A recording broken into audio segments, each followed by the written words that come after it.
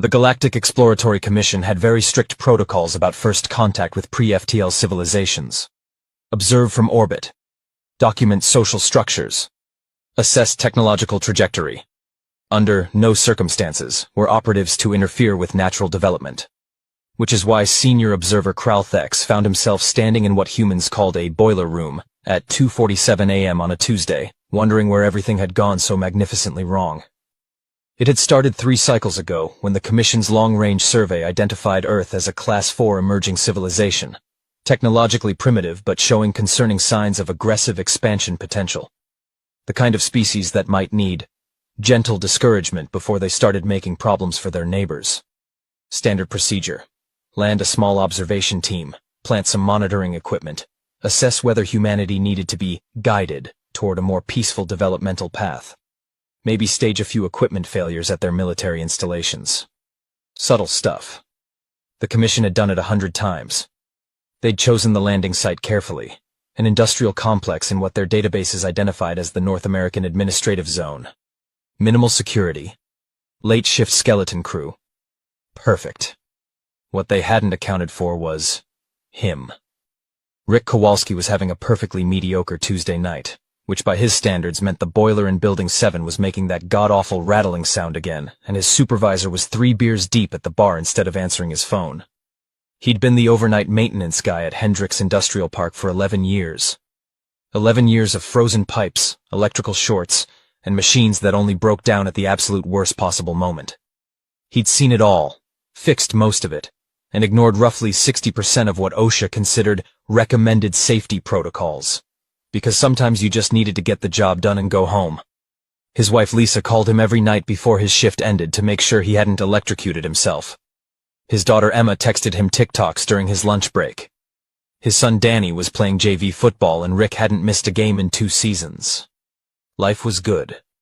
Simple. Right up until he walked into the basement of Building 7 and found 3 spider-looking things the size of Great Danes messing with his electrical panel. Rick stopped. The spider things stopped.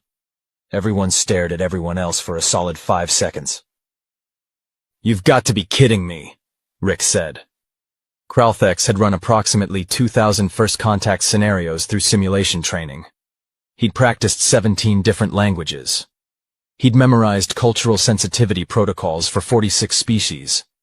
Not once had any scenario included a single human male in a stained jacket holding a flashlight like a weapon while looking more annoyed than terrified. "You are not alarmed," Kralthex said through his translator unit.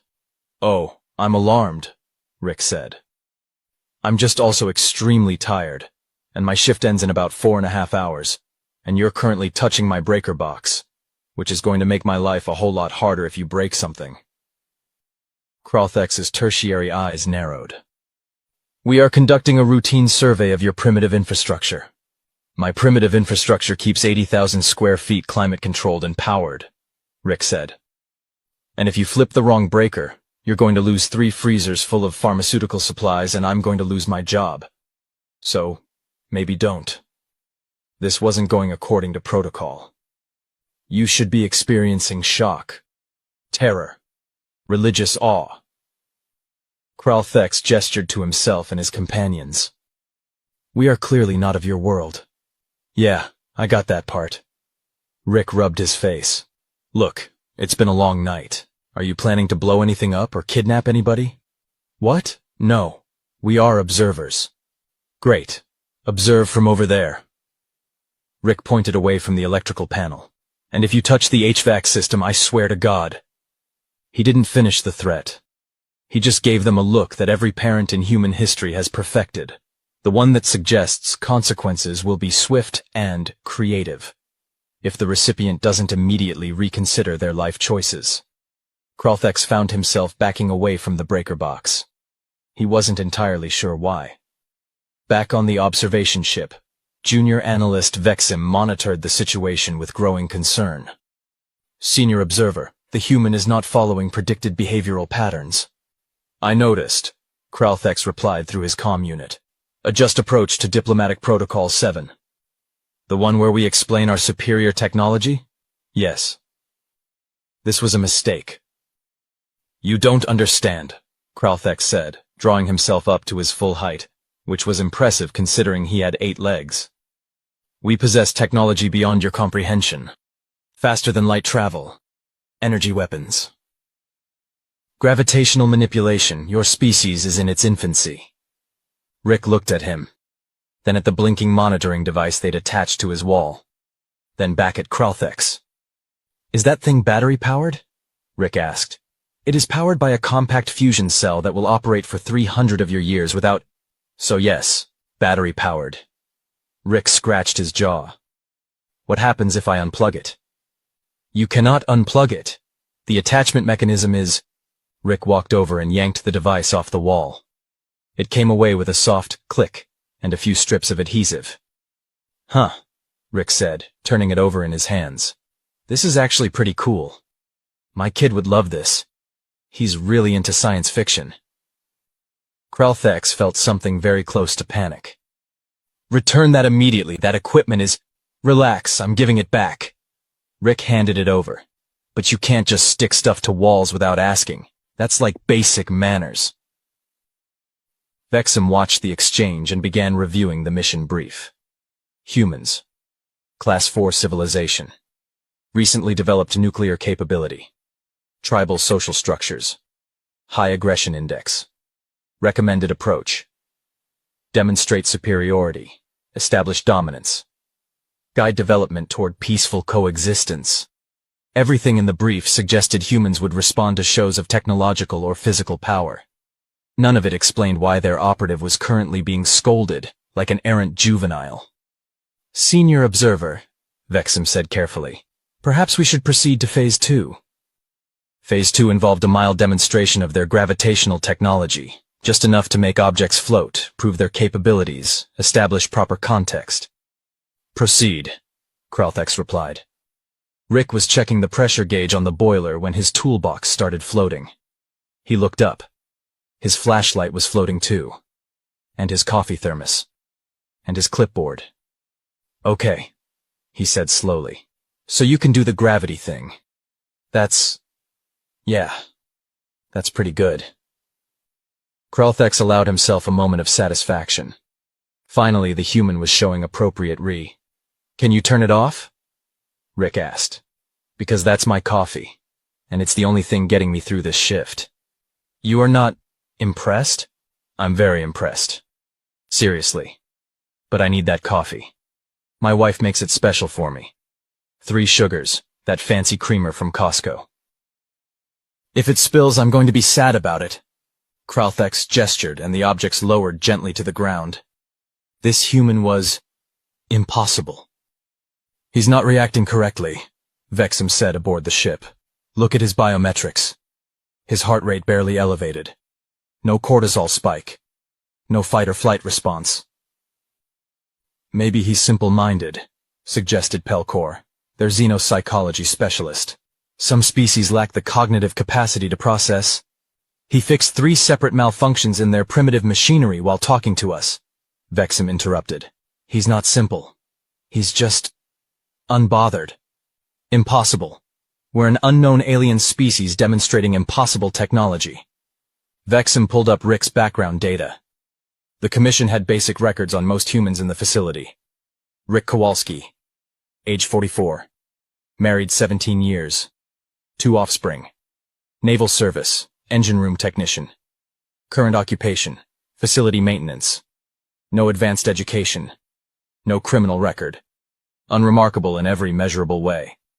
Except, his psychological profile shows extremely low threat response sensitivity, Vexum said, and his occupation involves constant problem-solving under pressure in hazardous conditions. So he's used to things being broken. He's used to problems. He's used to systems failing. Vexum felt a cold realization settling in. We're not scaring him. We're just another problem to manage. Look, Rick said, leaning against the boiler. I get that you're doing your whole space alien thing. And honestly, it's cool. My daughter is going to flip when I tell her about this. You're going to tell people? Kralthex felt alarm surge through his system. Well, yeah. I mean, not like the government or anything. They'd probably want to do tests or whatever. But my family? Rick shrugged. Lisa's going to think I'm making it up at first. She always does. But Emma will believe me. She's at that age. This was not how first contact was supposed to work. We could. Kralthex paused. We have technology that could erase your memory of this encounter. Rick's expression shifted. Not to fear. Not even to anger. To something colder. Something that made Kralthex's legs lock up entirely. You want to mess with my head? Rick's voice was quiet. Steady.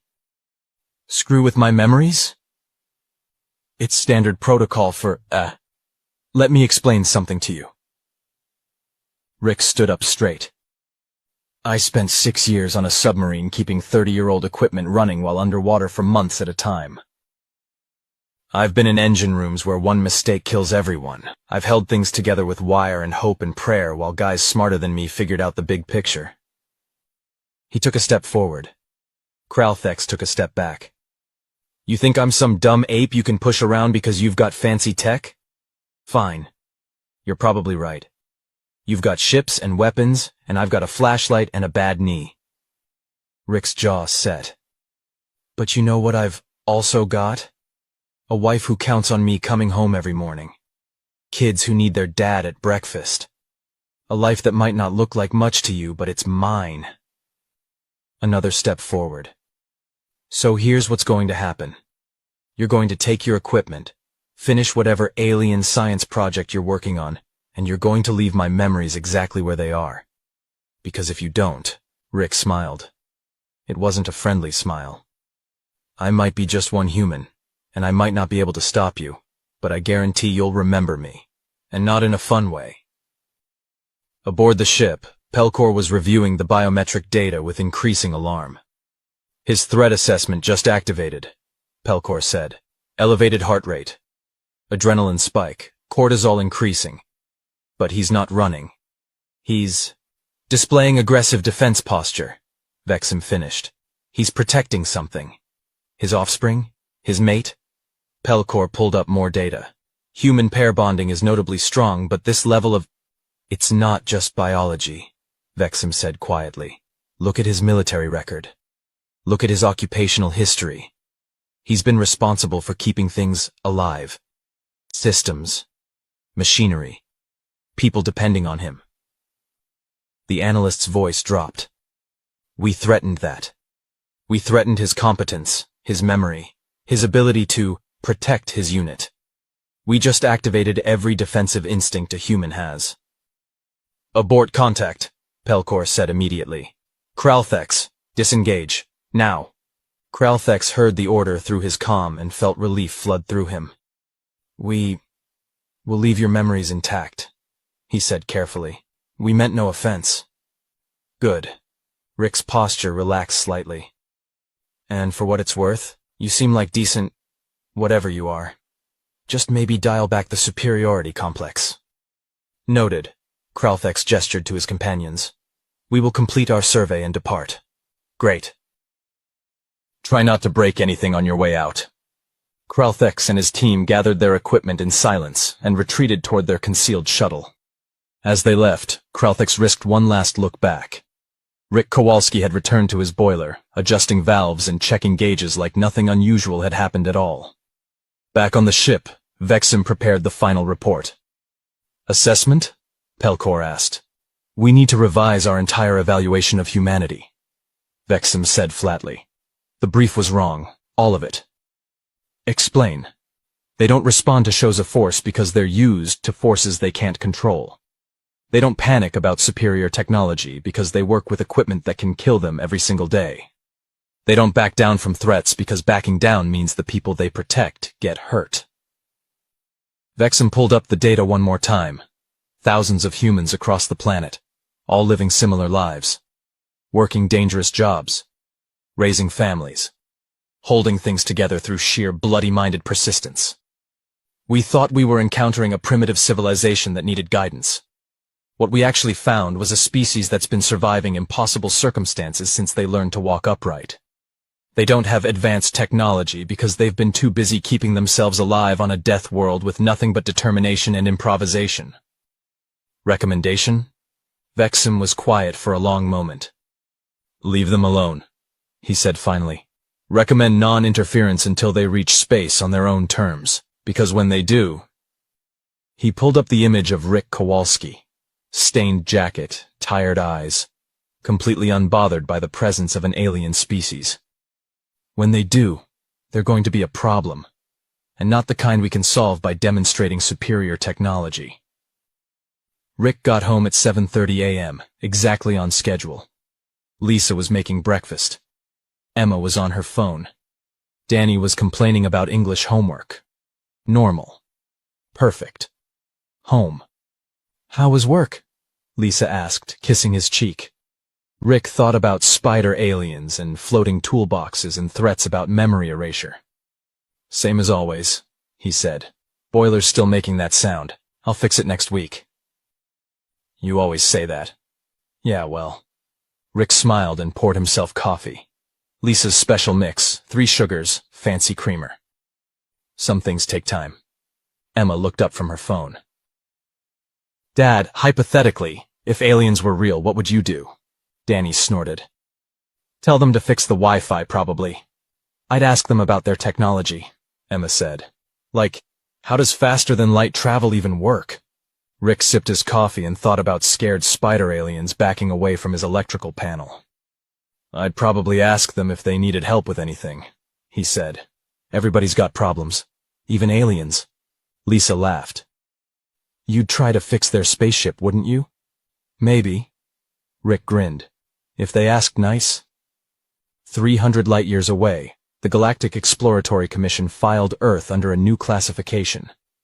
Class 2, Emerging Civilization, High Potential. Recommended action, monitor only. Special notes.